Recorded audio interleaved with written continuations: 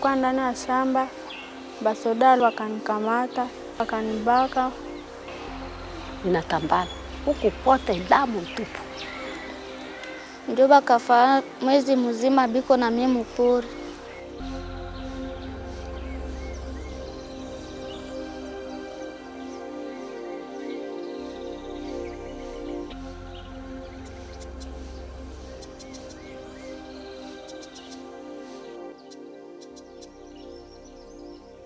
Huku tunakuwa na service ile ya kawaida na ingambo ndio tunakuwa na service ya wale wa mama ambao wakubakwa.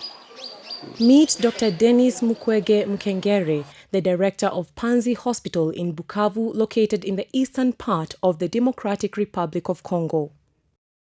When we first met him, he had just arrived from a trip which took him more than 2 weeks, and back home, this group of women was kept worried. Na nilisharudia. Lakini sasa tu mwisho wa mwaka naanza inamalizika, programu ya operation itaanza tena sawa kawaida. Niko ningali natengeneza programu juu ya mwaka kesho. It is unusual for patients to rejoice upon learning that they will soon be operated on.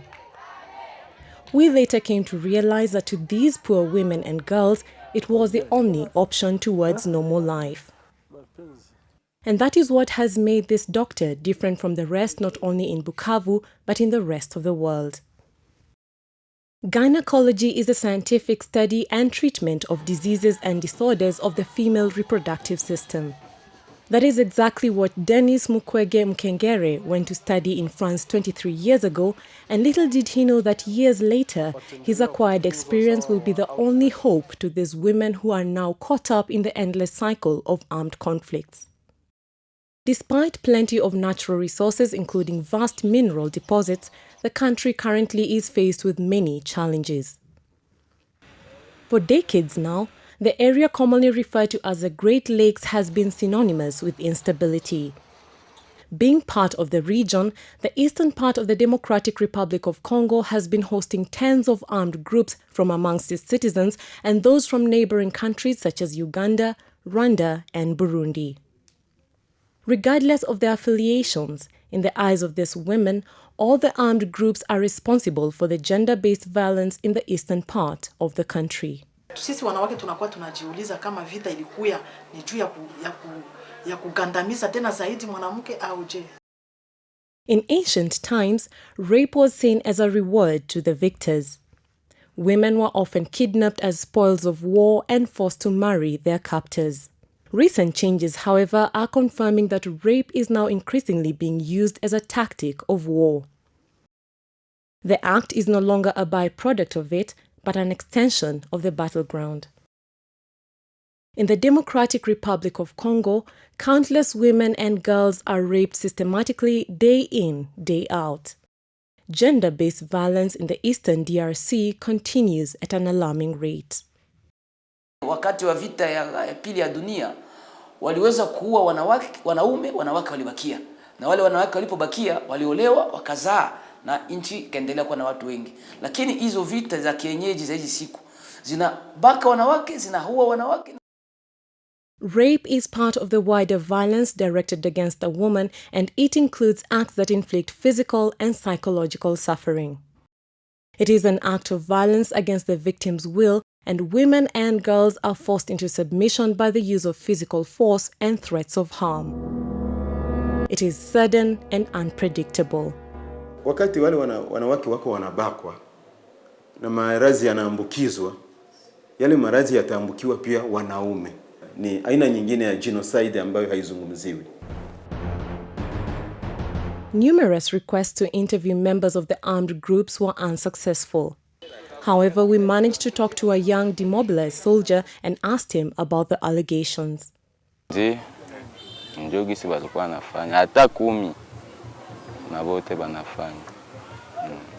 Rape has evolved from a largely random event into a premeditated and organized act of terrorism during warfare. Its consequences have motivated Dr. Mukwege to develop this special unit. Na sasa tunakuwa na hospitali ya vitanda 300 50. Na kwa hivyo vitanda 350 karibu 250 tunavitumikisha kwa wale wa mama ambao wamepata shida ya kubakwa na jeuri mbalimbali kwa hii kipande cha Kongo. Unable to sit comfortably, this woman lies on a bench writhing in pain, awaiting surgery. Daily, a team of doctors perform up to 8 reconstructive surgeries in this room. From here, victims are checked for sexually transmitted diseases and the level of damage. Tangu karibu zaidi ya miaka 5 tunapokea wamama 10 kila siku. As the act of rape itself is violent, some parts of the body end up being torn or ruptured. In a situation where a woman is not only gang raped, but also the barrel of the gun or a stick is inserted into her genital, the womb, bladder, intestines, rectum, blood vessels, and the nerves are among the most affected. After a brief counseling before we interviewed some of the rape victims, we had an opportunity to listen to stories from some of them. We found out that age was no barrier. 13. Sasa niliamkia kushamba kutimbua mioko. Naona binaume hivi vitatu. Abikunulisha tani na balikuwa na mabunduki. Nikienda kunyumba, niko nalia na njoo damu ikaanza shuka. Niko tamu pori, nikwenda Msombe, ndio bakanikamatia kule. Ndio bakafanya mwezi mzima biko na mimi pori. Pakusema na nikamata na bali nialabisha, balienda kukamata mti, balikuwa wanakata mti sawa ule. Ase mbona mti ule? Tumtii huko ndani hakufa. Amezaa mtoto wa 6, yuko naye mkononi kabisa na anafanana watu wa ngambo kabisa. Hata baba utafika yuko anamleta kanisani. Yuko anamleta kanisani kila siku, na alisema kwamba watu wengine wanangoja kuuliza ushuhuda wa kuvamiwa. Mimi ushuhuda njoo mumuone mtoto huyu kweli ni Mkongomani huyu. Katika mbuga ya wanyama, nyama dume haiwezi kupandia kitoto. Haiwezi. Nyama dume pia ukichunguza vizuri katika mbuga haiwezi kupandia dike isiyokuwa kwa wakati yake. Both girls we talked to are now mothers of babies they did not intend to have, and chances are that they will never get men to marry them.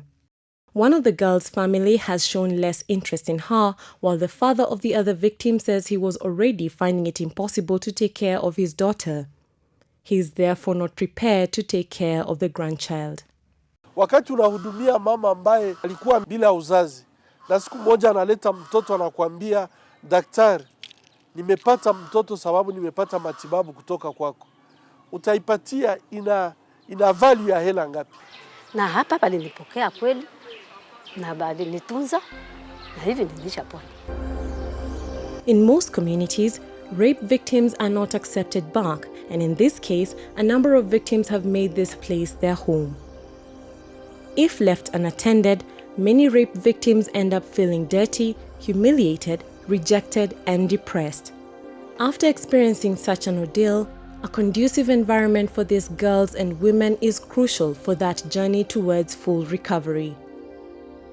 It is for this reason that most of them will always be connected to Panzi, a place where they're taken care of, a place where they're listened to, a place where they're given hope, and more importantly, a place where their dignity is restored. I would like to get more men who can involve in fighting against sexual violence. I would like to get men to fight for the right of women, because I don't believe that we can build this Africa without women. We need more men to support women in the reconstruction of Africa.